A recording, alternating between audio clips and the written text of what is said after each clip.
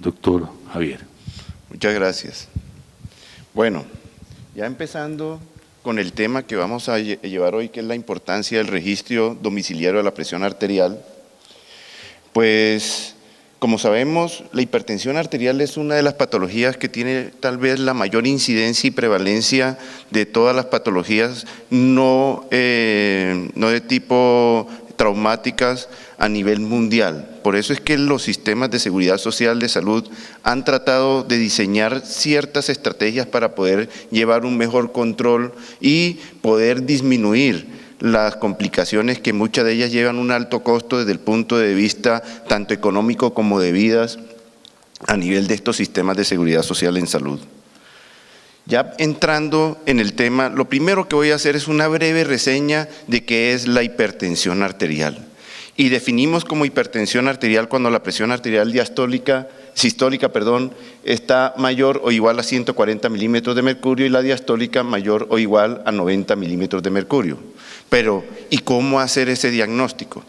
El diagnóstico desde el punto de vista clínico se debe hacer en dos ocasiones diferentes, en días diferentes, encontrar la tensión arterial con esos niveles, por encima de esos niveles que se consideran normales.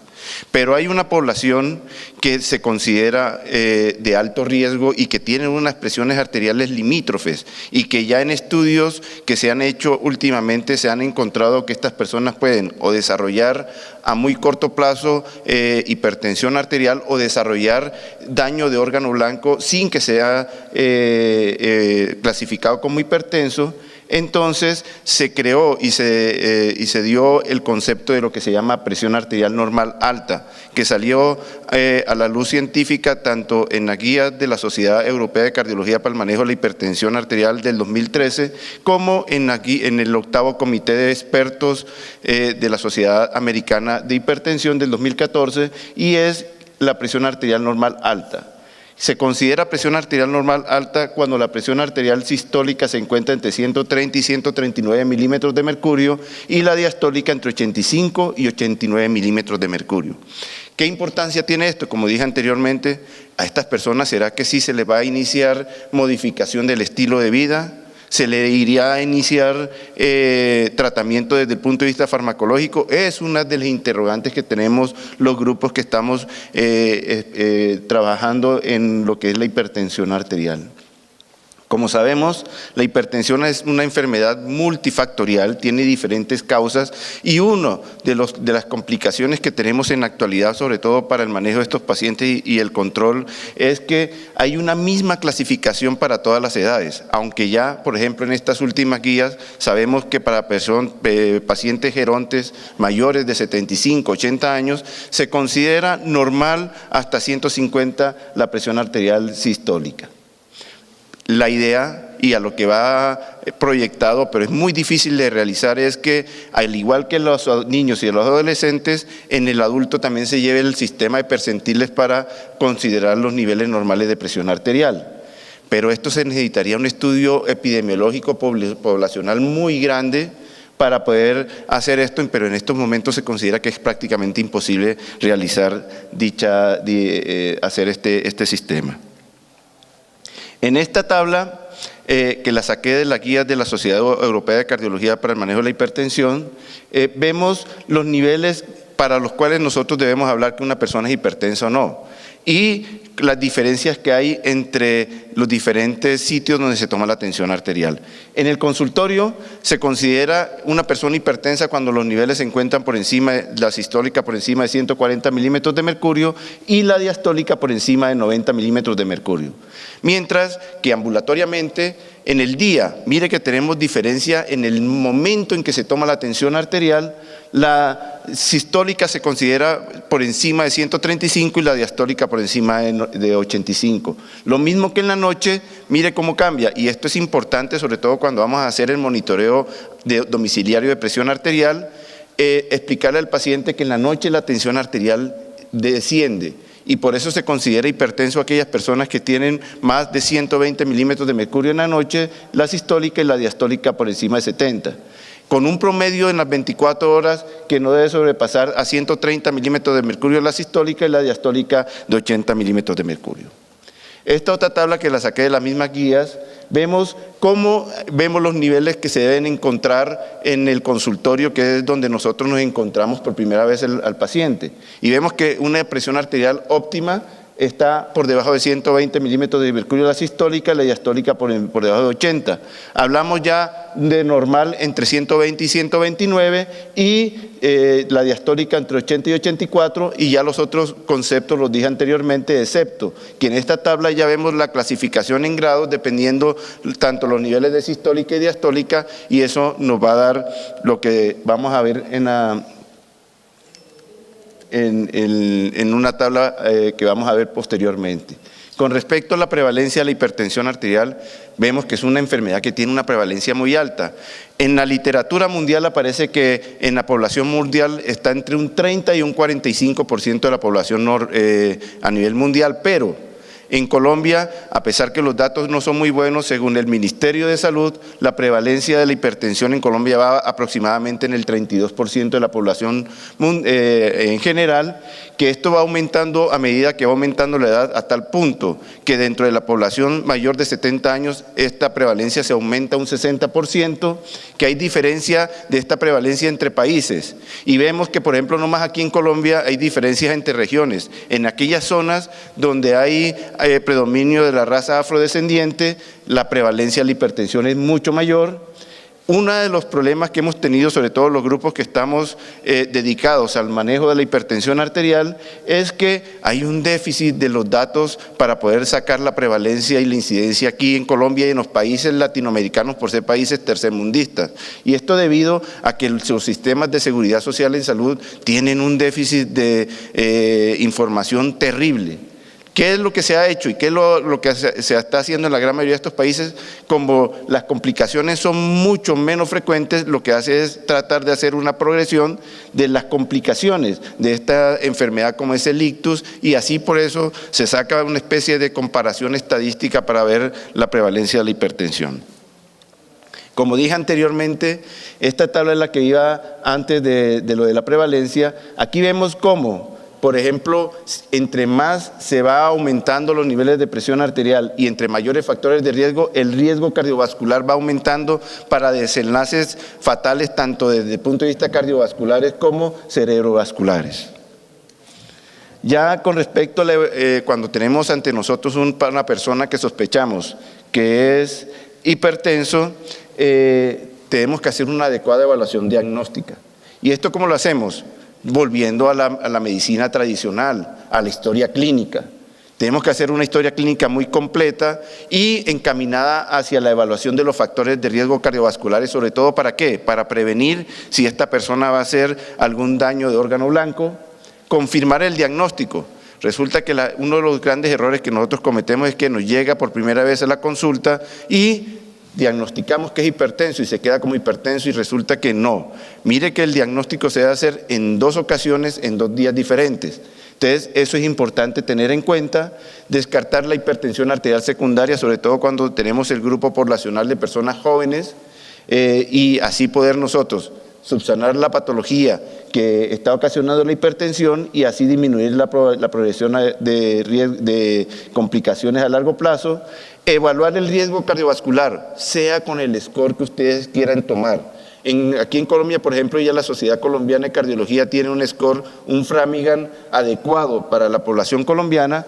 Entonces, utilicen el score que quieran, pero deben evaluar el riesgo cardiovascular, ver si la persona tiene la posibilidad de desarrollar presencia de daño de órgano blanco o si ya lo tiene, tratarlo de tratar y en el caso, por ejemplo, de atención primaria, remitirlo a los diferentes especialistas para poder manejar esas complicaciones, ver cuadros concomitantes, por ejemplo, preguntarle a la persona si es roncadora, si duerme bien, para ver si, por ejemplo, tiene un síndrome de apnea y hipopnea del sueño que suele ser causa de hipertensión o de mal control de la presión arterial.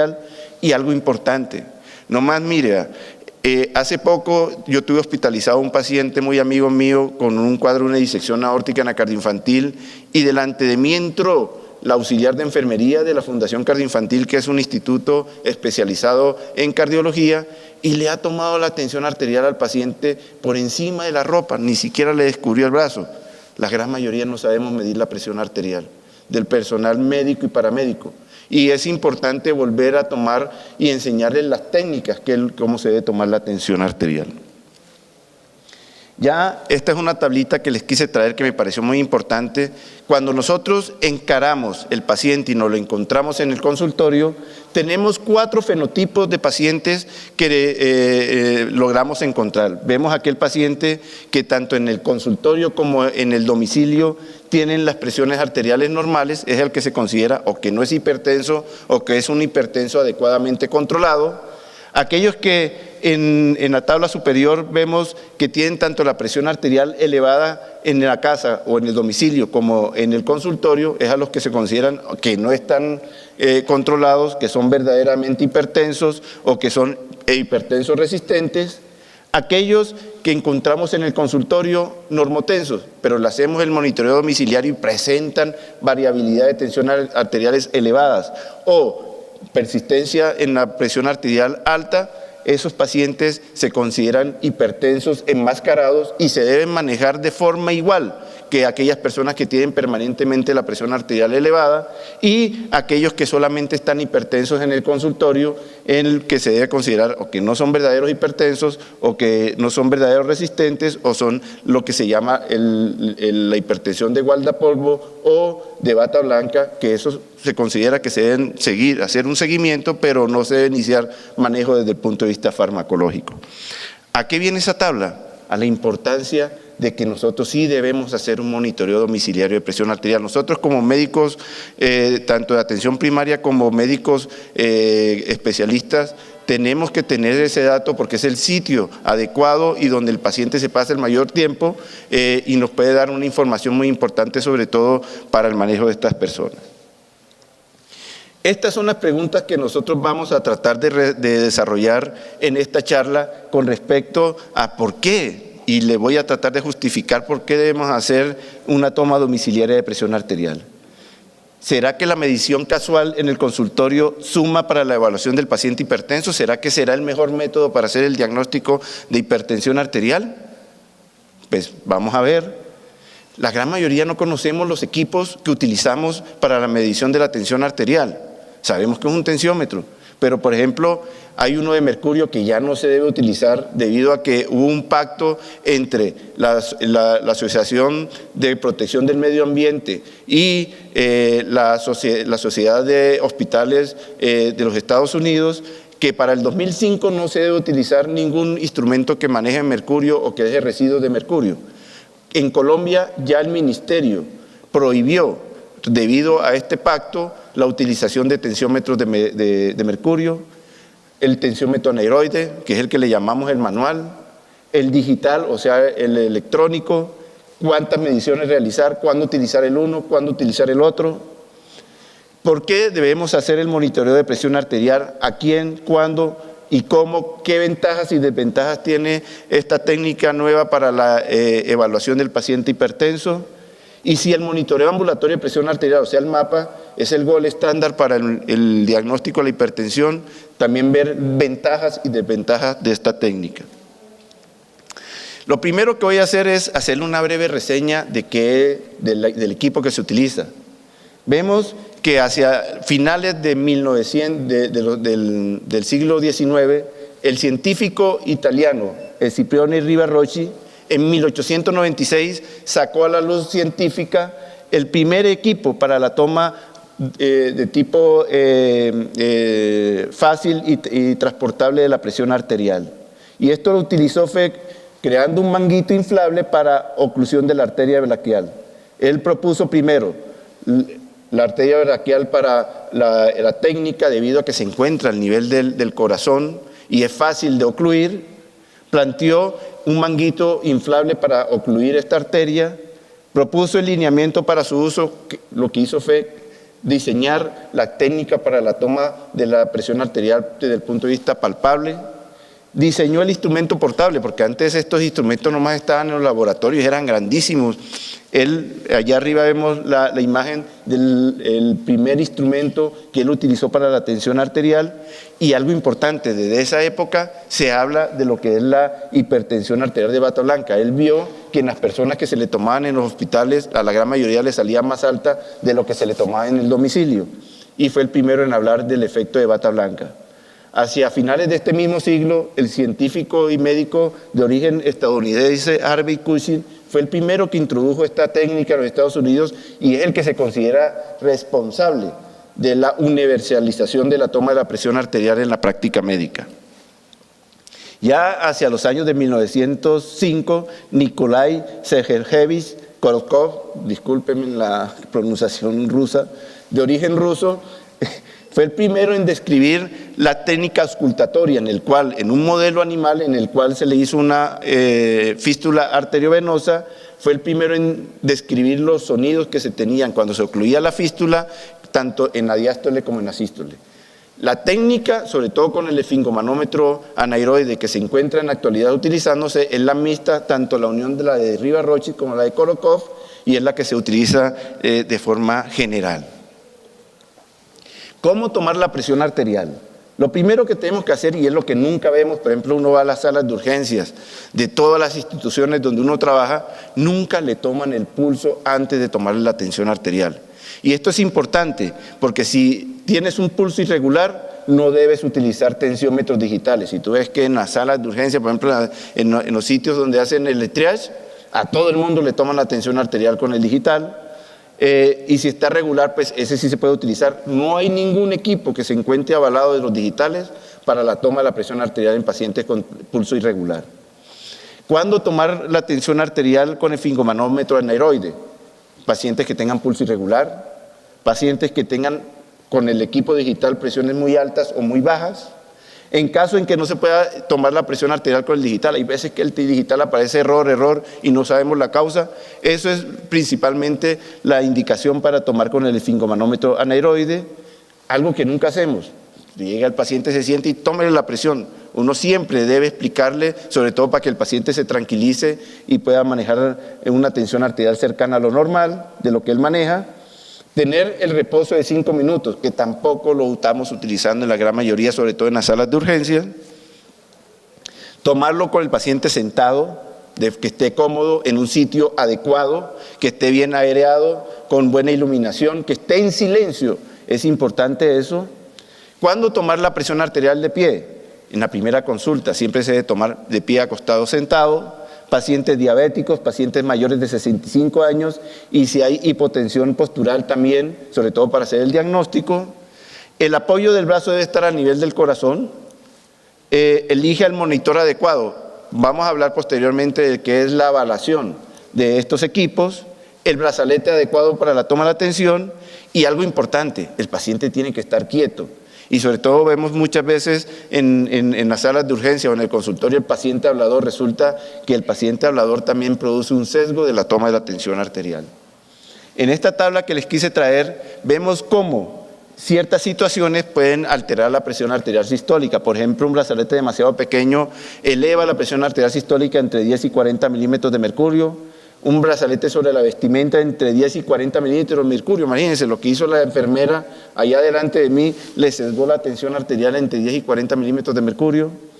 Con la espalda y pies sin apoyo entre 5 y 15 milímetros de mercurio, las piernas entrecruzadas. Uno nunca se da cuenta si el paciente si está con las piernas cruzadas, o sea, cómo tiene la posición, entre 5 y 10 milímetros de mercurio. No descanso adecuado entre 10 y 20. Paciente hablador, entre 10 y 15 milímetros de mercurio, y pacientes con dolor, porque eso llega el paciente a dolorir, tenga la tensión arterial. No, esos son uno de los principales errores que tenemos nosotros para la toma de la tensión arterial. Ya con respecto al equipo adecuado, tenemos que tener en cuenta que estos equipos deben estar avalados. Hay 3 instituciones a nivel mundial encargadas de hacer el proceso, que es arduo y muy estricto de la avalación, como es el Instituto para la Medición de Instrumentos Médicos de los Estados Unidos. Está la Sociedad Británica para la hipertensión arterial y la Sociedad Europea de Cardiología, el grupo de manejo de hipertensión, los cuales avalan los diferentes dispositivos. ¿Cómo saber nosotros cuál es el dispositivo que está avalado? Cada una de estas instituciones tiene una página de internet, y en la página de internet aparecen estas tablas donde podemos meter tanto la marca como el modelo y vemos si es un equipo que en realidad se encuentra avalado.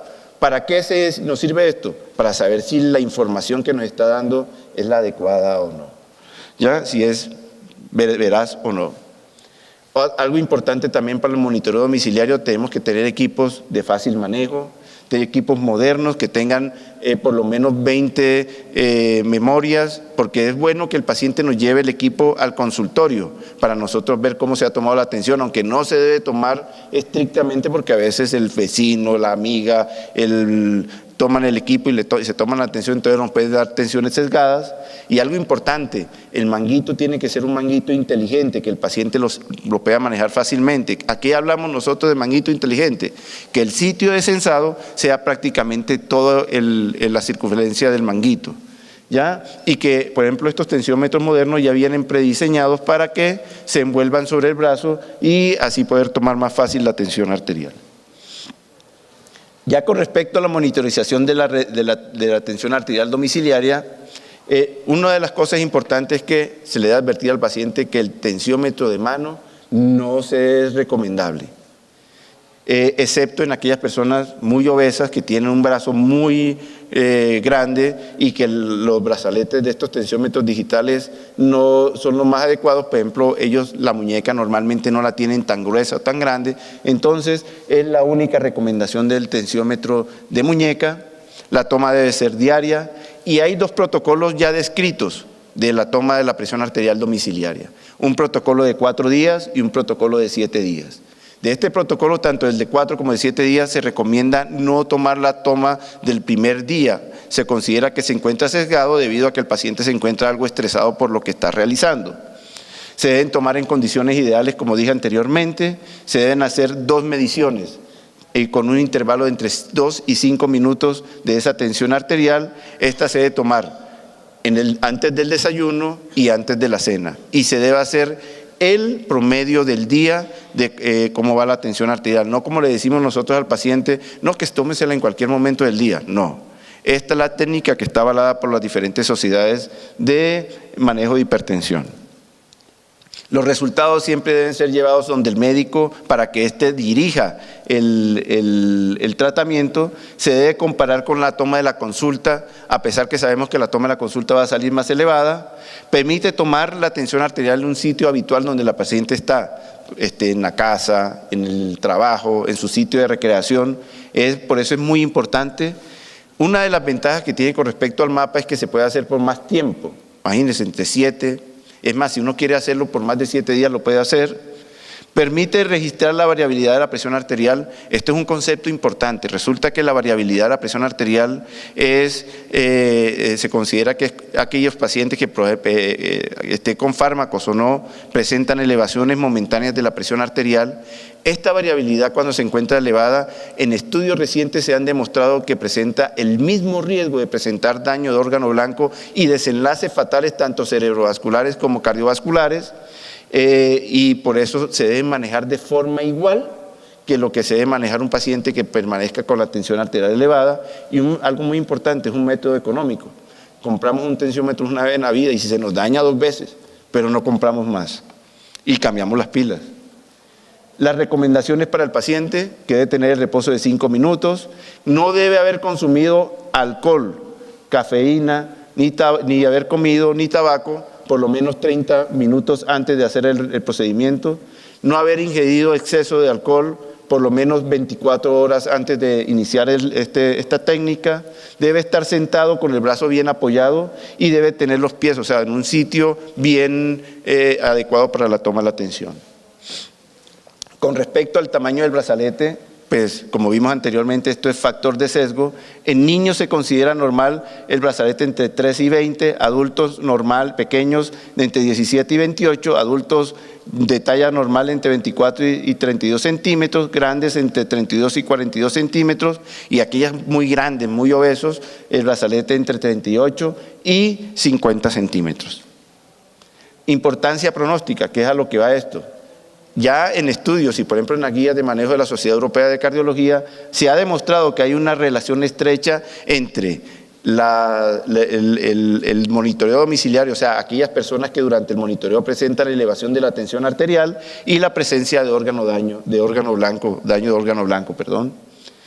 En metaanálisis recientes poblacionales se encontró que este monitoreo, y esto se hizo en el Reino Unido, hay una predicción de la morbilidad y la mortalidad desde el punto de vista cardiovascular que fue significativa, y en un estudio, uno solo, reciente, en que se comparó el mapa con el monitoreo domiciliario, se encontró que tiene una relación similar para la predicción de daño de órgano blanco, y esto se debe hacer ajustando el sexo y la edad.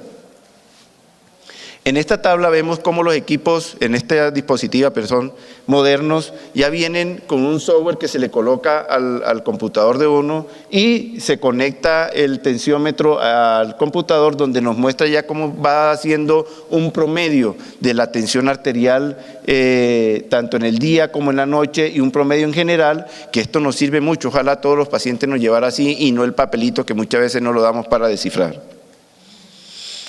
¿A qué va el futuro? El futuro va a que ya, por ejemplo, en el Reino Unido se están utilizando dispositivos que mediante telemetría mandan la información directa al centro donde se está haciendo el control de la presión y nos da información en tiempo real. Por ejemplo, una persona que no está adecuadamente controlada, podemos llamarla y modificar el tratamiento y seguirle el monitoreo. Ya con respecto al monitoreo ambulatorio de presión arterial, tiene sus indicaciones, son claras. Se le da al paciente la explicación de qué se va a realizar. La gran mayoría, entre un 10 y un 15% de los pacientes que se le coloca mapa, terminan devolviéndolo entre 2 y 4 horas después porque no aguantan el procedimiento, porque es dispendioso y es molesto.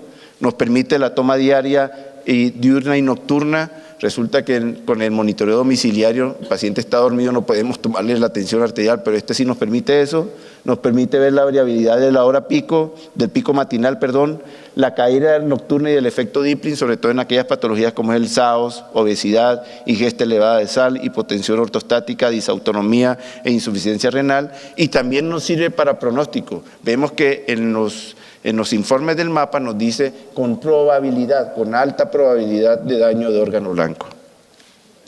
En esta tabla, un poquito densa, también de la Sociedad Europea de Cardiología, vemos las indicaciones tanto del mapa como del monitoreo ambulatorio de presión arterial, eso lo podemos encontrar ahí. Y ya como conclusiones a esta charla, vemos que para tener una eficacia del manejo antihipertensivo debemos tomar todas las armas que tenemos disponibles para el manejo de la hipertensión y sobre todo para el seguimiento, tanto de la toma de la presión arterial en consultorio, como el monitoreo ambulatorio de presión arterial, el automonitoreo de domiciliario de presión arterial, y en aquellos centros donde contemos con realización de mecánica vascular, la realización de la mecánica vascular. Y así disminuimos tanto la probabilidad de hacer complicaciones, tanto cardiovasculares como desenlaces de eventos cerebrovasculares y de infartos agudos del miocardio. Muchas gracias.